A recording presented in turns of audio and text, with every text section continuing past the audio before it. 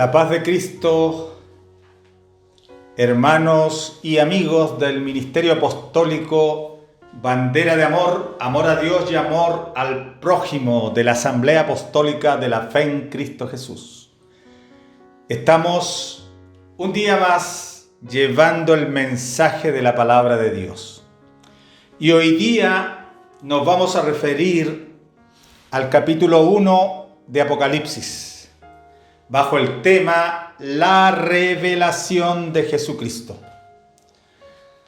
Vamos a decir que la antigua palabra griega que se traduce revelación es Apocalipsis, que se escribe parecido con una pequeña variante, pero se pronuncia igual en nuestro idioma. Pero hay que dejar en claro que el equivalente de la traducción de Apocalipsis es revelación, no revelaciones, es singular. Entonces, hay que tener eso en mente. La palabra Apocalipsis significa quitando el velo, descubriendo algo. Este libro es la revelación de Jesús en el sentido que le pertenece a Él. La autoría de esta revelación es de Él. Él hace la revelación. Y además Él es el objeto o el personaje revelado de esta profecía. De entrada se da la verdad más importante del Apocalipsis. Este libro muestra al anticristo. Este libro muestra los juicios de Dios.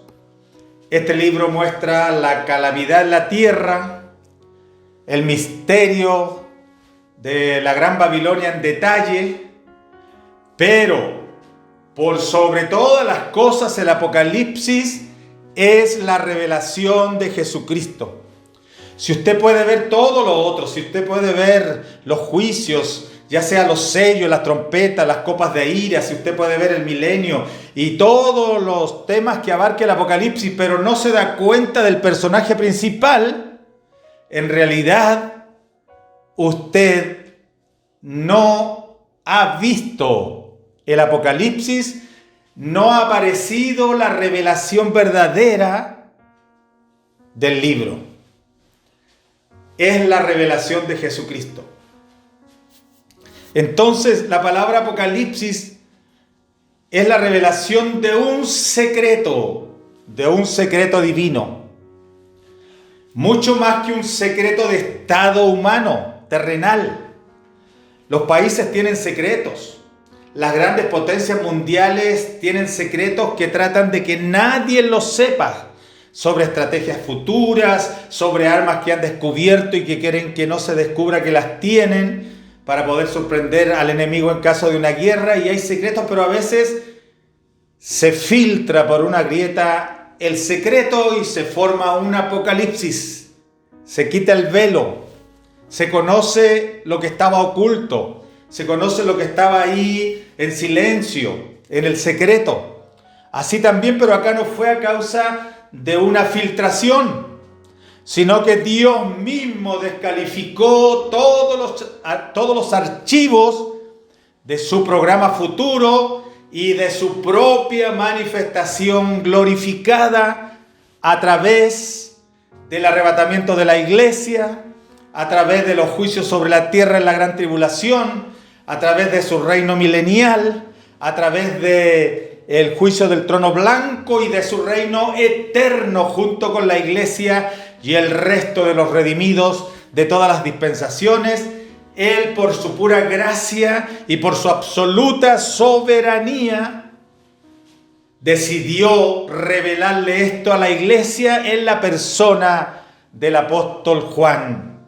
Entonces, lo que aquí tenemos enfrente es nada más que un secreto divino, nada más y nada menos que el plan que Dios tiene en el futuro para su iglesia y para toda la humanidad.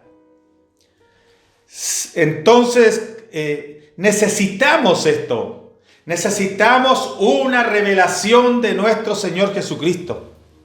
La gran falla de muchos teólogos, de muchos maestros de escatología y de profecía, es que para ellos Cristo es un personaje de papel o sobre el papel. Es un mito, pero aún más una persona de turbio pasado, un personaje histórico que vivió hace siglos, que hizo obras admirables, por el cual fuimos salvos, pero que lejos está de ser una realidad viva y que marque un estilo de vida y una norma de conducta en la vida de quienes estudian ese personaje como historia, ese personaje como asunto arqueológico, y que declaran que no hay suficiente argumento como para decir que existió aunque su existencia es una realidad confesada por la mayoría de los expertos, pero hay muchos que dicen que existió, pero que no era gran cosa. Esta manifestación Dios la dio para que fuese manifestada a sus siervos. No era para que Juan se la quedara, era para que la transmitiera, como es el mensaje del Evangelio. El mensaje del Evangelio no es una luz para poner debajo de un almud, para esconderla por ahí en un rincón, es para manifestarlo. También esta revelación es para que se manifieste a su siervo, a su iglesia. Esta es la razón más importante de por qué Dios da esta revelación de Jesucristo. La dio para que fuese manifestada a sus siervos. Dio esta revelación para que pudiera ser vista, no para que se oculte. El Apocalipsis es una revelación, no es apócrifa, que significa algo escondido, es Apocalipsis, revelación. Entonces, en esta revelación el Señor muestra cosas que deben suceder pronto. Esto describe cuando los eventos de este libro deben suceder. Estas se presentarán pronto y deben suceder pronto. Esto quiere decir que el Apocalipsis es un libro de profecía, es un libro de predicción que anuncia algo futuro. Habla de las cosas que sucederán más adelante, del tiempo en que fue escrita. No toda la profecía es de predicción, pero sí el libro de Apocalipsis es una profecía predictiva. Esto describe las cosas que deben suceder pronto. El tiempo está cerca para el cumplimiento de estas cosas, pero el tiempo no estaba presente en el tiempo que fue escrito. Algunos dirán que no debemos preocuparnos mucho por las profecías, que es un ejercicio frívolo, que se especula mucho, pero si Dios estaba preocupado por hablar de los eventos futuros, debiéramos estar también nosotros preocupados de escuchar lo que Dios quiso decirnos en este libro de Apocalipsis y transmitirlo a otros para que también lo sepan. Unos dicen que el futuro, no hay que preocuparse del futuro, no hay que preocuparse de examinarlo en detalle, sino que hay que esperar que suceda para irlo conociendo. Pero ese no es el propósito de Dios. Dios quiere revelar. Y esto debe suceder pronto. Aquí en la Biblia, la terminología para pronto significa pronto y cerca. El tiempo está cerca, las cosas de suceder pronto son términos relativos, porque están dichos en la línea del tiempo de Dios, no del hombre. Por eso cuando el hombre lo mira con ojos humanos ve que pronto es un error, porque han pasado 2000 años de historia y para el tiempo no es pronto ni cerca, pero sí para la eternidad en la que Dios se maneja. Y esta es una revelación de Dios acerca de nuestro Señor Jesucristo. Entonces, aún así, por 2000 años de historia, la historia misma ha estado al filo de la consumación de todas las cosas, corriendo de manera paralela con el filo, no corriendo hacia un borde distante, sino que manejándose ahí por el acantilado. Pronto es la palabra griega, es la frase griega entachei, que significa rápidamente, de golpe, que va a suceder, indicando rapidez de ejecución desde que esto se inicie y tome lugar. No está hablando de cercanía de tiempo, ni de prontitud de tiempo, sino de rapidez del evento.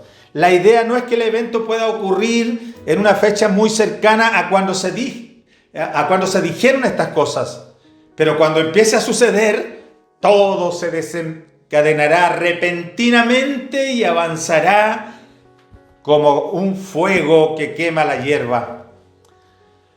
El Señor declaró esta revelación enviándola por medio de su ángel a su siervo Juan. Esto describe el cómo el mensaje es enviado en este libro de Apocalipsis. Es un libro de señales. El ángel declaró este mensaje a Juan y Dios utiliza muchas señales en el Apocalipsis. Estos han sido causa principal de la dificultad del libro, la cantidad de señales. Pero las señales son necesarias porque Juan expresa cosas del cielo. Esas mismas cosas o algunas de esas mismas cosas Pablo las escuchó con términos celestiales, un lenguaje divino que él llamó palabras indecibles en 2 Corintios 12:4. Porque Pablo estuvo allí en el tercer cielo y escuchó cosas sublimes que no tiene referente o terminología humana para poderlas comunicar. Juan describe cosas que él ha visto. Así que él puede utilizar imágenes simbólicas para explicarlas. Para nosotros, este es un libro profético. Juan registró la historia que se desplegaba delante de él mientras él la miraba. Juan tuvo visiones del cielo y las describió a su propia manera y lenguaje, a su propio tiempo, en su propia historia, en su propia cultura, en su propio entorno. Las señales son necesarias porque hay poder en el lenguaje simbólico. Una cosa es llamar a alguien malo o malvado, pero otra cosa es mucho más vívido describir la imagen de una mujer ebria con la sangre de los santos, como dice Apocalipsis 17:6. Esa es una imagen que cambia la manera de comprender lo descrito. A pesar de que Apocalipsis está lleno de señales, son señales accesibles a los que tienen un entendimiento previo de los primeros 65 libros de la Biblia, especialmente si se tiene un conocimiento del Antiguo Testamento. Se puede entender mucho mejor el Apocalipsis, porque el Apocalipsis está arraigado en el Antiguo Testamento. Tiene más de 500 alusiones al Antiguo Testamento y 278 versículos de los 404 que tiene el Apocalipsis. Casi el 70% hace referencias al Antiguo Testamento. Este mensaje fue enviado por medio de su ángel a su siervo Juan. Esto dice quién escribió el Apocalipsis. Fue su siervo Juan. Y la mejor evidencia apunta a ser el apóstol Juan, el mismo que escribió el Evangelio de Juan y la primera, segunda y tercera epístola de Juan. Este personaje, este apóstol, este seguidor de Cristo, el Señor lo usó para grandes revelaciones, porque el Evangelio según San Juan es un evangelio diferente, muy divino, muy elevado, muy espiritual. Y el libro de Apocalipsis no se diga, es un libro elevadísimo y que ha tenido pendiente por más de 20 siglos a muchos teólogos que tratan de desentrañar los profundos misterios y enigmas que el libro tiene. Fue por medio de su ángel. Muchas de las señales y visiones de Apocalipsis vinieron a Juan por medio de la supervisión de ángeles. Cuando uno lee el Apocalipsis se dará cuenta que siempre había un ángel cerca de Juan, hablándole a Juan, preguntándole cosas, diciéndole cosas que iban a suceder, y Juan veía ángeles haciendo declaraciones sobre el curso de los tiempos. Entonces siempre estuvo allí muy de cerca, supervisado y asesorado por ángeles. En este prólogo vemos que Juan sabía que este libro iba a quedar en el canon de la Sagrada Escritura. Él sabía que era palabra de Dios. A menudo preguntamos si los apóstoles sabían que lo que estaban escribiendo era una escritura santa que iba a quedar para la enseñanza de la iglesia en la historia.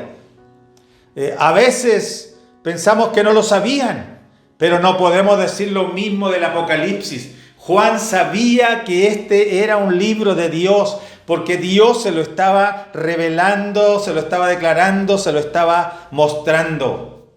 Porque Él la llama una revelación de Dios. Él sabía que venía de Dios por medio de su manifestación en Cristo y no de un simple humano. Él sabía porque Él la llama palabra de Dios, como un profeta del Antiguo Testamento lo diría. Y Él también lo llamó testimonio de Jesucristo. Juan sabía que este libro era trascendente. Ahora, como es trascendente, en Apocalipsis 1:3 tenemos cuando dice una bienaventuranza, una bendición para los lectores, los que hablan, los que escuchan y mayor para los que practican las palabras de la profecía de este libro. Bienaventurado el que lee y guarda las cosas en ellas escritas. El Apocalipsis ofrece una particular bendición a las personas que lo lean y guarden el mensaje de este libro. Esta es la primera de 7 beatitudes, de 7 bienaventuranzas que muestra el libro. La primera es esta: bienaventurado de aquí en adelante los muertos que mueren en el Señor. Sí, dice el Espíritu, descansarán de su trabajo porque sus obras con ellas siguen.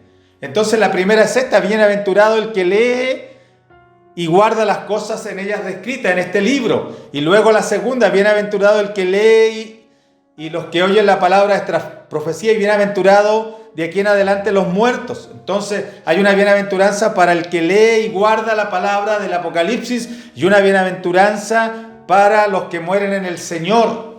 Apocalipsis 14:13. Hay otra bienaventuranza en Apocalipsis 16:15. Bienaventurado el que vela y guarda sus ropas para que no ande desnudo y vea la vergüenza de su desnudez.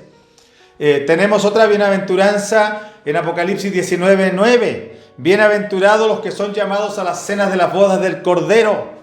Tenemos otra en Apocalipsis 20:6. Bienaventurado y santo el que tiene parte en la primera resurrección.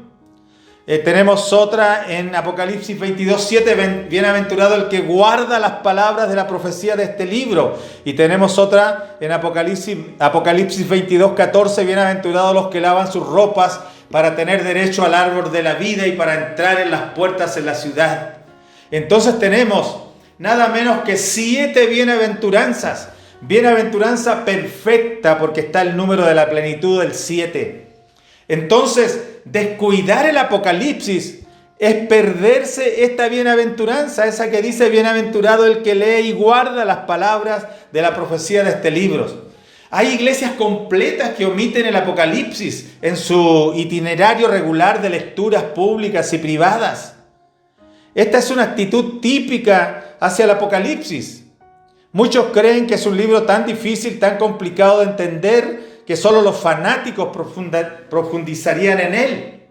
Pero este es un libro para quien quiera ser bienaventurado. Juan no dijo que debíamos entender todo el Apocalipsis para ser bienaventurados. Él dijo que había que leerlo y guardar lo que entendamos. Hay cosas difíciles en este libro, las cuales solo pueden ser entendidas mientras miramos las profecías cumplidas. Pero podemos ser bendecidos al leer y escuchar aun cuando no entendamos. Esta promesa da más razones para saber que Juan creía que este libro era una sagrada escritura. Primero, las palabras, el que lee y los que oyen nos muestran que este libro era para ser leído de manera pública, como una escritura aceptada. Segundo, la promesa de bendición en sí misma muestra que Juan tenía este libro como sagrada escritura. En el mundo judío, tal bendición no podía ser pronunciada en un libro humano cualquiera. Todas estas cosas en conjunto muestran que más allá de toda duda, el Apocalipsis reclama ser un libro inspirado por Dios y ser sagrada escritura. Los que guardan las cosas en ellas escritas. Apocalipsis da mucha información para especulación profética. Da cosas para guardar. Si se entiende el Apocalipsis, cambiará la manera en que vive aquel que lo lee y lo entiende. El que lee está en singular. Esto habla de una persona que lee y de otros que escuchan, porque está en plural. Esto habla de muchas personas escuchando. La idea de la costumbre de las iglesias primitivas, donde se prestaba atención al público leyendo la Escritura, la cual muy a menudo era explicada también. Juan pudo decir claramente, pensando en nuestro tiempo: bienaventurado el pastor que enseña el Apocalipsis y bienaventurada la congregación que escucha las enseñanzas del Apocalipsis. Pero más que todo, bienaventurado el que guarda las cosas en ellas escritas. Primero creemos que el Apocalipsis debe significar algo. Este es un libro que Jesús dio para manifestar a sus siervos las cosas que han de suceder. Es una promesa de bendición, no una promesa de confusión. Segundo, el Apocalipsis clama tener profecía de predicción. Juan lo dijo claro, las cosas que deben suceder pronto, el tiempo está cerca. Juan escribe sobre eventos que estaban aún en el futuro. Luego este libro, este capítulo 1, el inicio del libro de Apocalipsis, tiene un saludo que dice: gracia y paz a vosotros, del que es, el que era y el que ha de venir. Este saludo es un saludo compuesto. Es un saludo que se da en el ámbito gentil y en el ámbito judío. Y es dado a las 7 iglesias que están en Asia. Esta carta fue originalmente dirigida a estas 7 iglesias selectas de Asia. Esta era la provincia romana de Asia, la parte oeste de Turquía moderno. Y se les dice gracia y paz. La gracia representa firmeza y la paz representa experiencia. Pero la gracia era el saludo gentil y la paz era el saludo judío. ¿De quién viene esta esperanza de firmeza y experiencia? ¿De quién viene este saludo de gracia y de paz? Del que es, del que era y que ha de venir. Juan trae un saludo de Dios a las iglesias, descritas como el que es, el que era y el que ha de venir. Eso habla de la naturaleza eterna de Dios. Tiene la idea de ser sin tiempo, conectado con el nombre de Dios en el Antiguo Testamento, según Éxodo 2:14. La construcción griega de esta definición del que es y que era y que ha de venir es intencionalmente rara.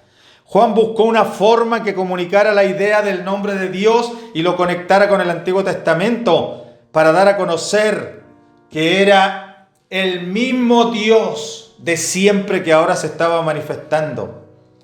Nunca es suficiente decir solo que Dios es, o el decir que Él era, o decir que Él ha de venir. Como Señor sobre la eternidad, Él gobierna también en el pasado, en el presente y en el futuro. La descripción del que es y el que era y el que ha de venir aplica a Dios y al nombre de Dios en el Antiguo Testamento. Describe al Dios único. Los 7 espíritus que están delante de su trono. Como Juan trae este saludo de Dios y lo describe con este título, los 7 espíritus que están delante de su trono, habla de la perfección y plenitud de Dios en su Espíritu Santo. Juan utiliza una descripción del Antiguo Testamento para el Espíritu Santo de Isaías 11:2, donde dice que están ahí los 7 espíritus, y los 7 espíritus son el Espíritu de Jehová, el espíritu de sabiduría, el espíritu de inteligencia, el espíritu de consejo, el espíritu de poder, el espíritu de conocimiento y el espíritu de temor de Jehová. 7 espíritus mencionados en Isaías 11:2. No son 7 espíritus santos distintos, sino que son las 7 dimensiones de un solo espíritu que es Dios, que muestran las características de la plenitud y la perfección de Dios. Jesucristo en este libro es el testigo fiel, el primogénito de los muertos y el soberano de los reyes de la tierra. Juan trae un saludo que es descrito por lo que Él es y por lo que Él ha hecho. Jesús es el testigo fiel, el que todo lo ha visto y el que ha estado en toda la escena humana y divina. Esto además habla de que es totalmente fiable y fiel.